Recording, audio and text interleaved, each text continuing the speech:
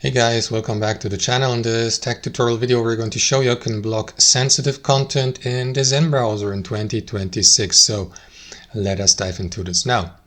Sensitive content is usually blocked on default here already on the Zen browser. However guys, if you accidentally disable this feature, let me show you where you can find that feature and re-enable it back again. So open up the Zen browser on your laptop or desktop computer. Next, click into these three dots in the top left and select Settings to navigate to your browser settings.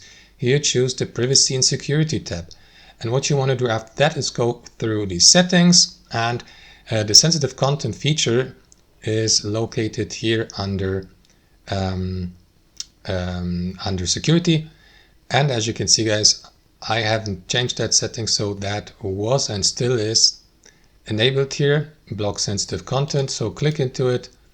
If you turn it off, you will see that notification here by Zen. So guys, that's actually it. Thanks for watching. Hope you enjoyed it, got some value from it, and we'll catch you later.